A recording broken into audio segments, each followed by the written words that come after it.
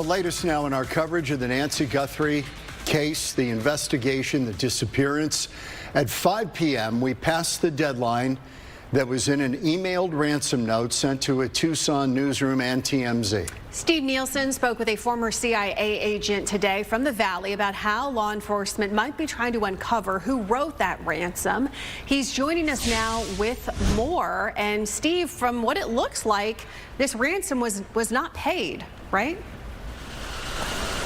As far as we know, and I mean, that's one of the things that are almost frustrating as the public right now is we just want to know more of this information, but law enforcement, you know, they only tell us what they can tell us so far.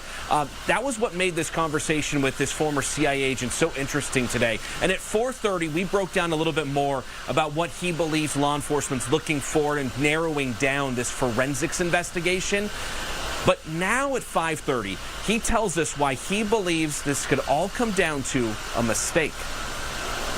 We, as the good guys, only need them to be wrong once. An important point from someone who knows. Tim Romer was a CIA agent, then led the Arizona Department of Homeland Security. Now in the private sector, he's the CEO of cybersecurity firm GMI in Scottsdale.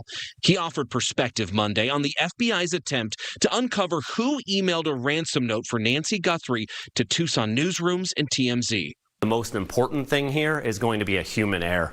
I really think whoever's behind this and behind the email is going to make a mistake, not utilizing the right types of technology, and that one mistake is going to be what ends up getting them caught. Mistakes here will matter, but another way to tailor the investigation, the location. Romer believes the fact there's a physical crime scene actually helps narrow the digital investigation. In a normal cyber situation, breaking encryption, anything like that is going to be incredibly difficult. It's going to take time.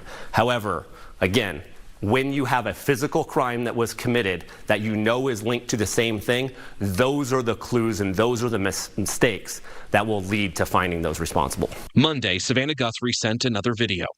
We believe our mom is still out there. Romer says these videos can be important to help continue communication with the person or persons sending these ransom notes. They're being coached very well on this. Sadly, I think my optimism fades and it leads to more pessimism as we see a lack of communication, a lack of proof of life, and then deadlines, arbitrary deadlines coming and going. Yeah, now keep in mind, as we stressed at the top of this, there's still a lot we don't know about this investigation right now. We're still trying to confirm.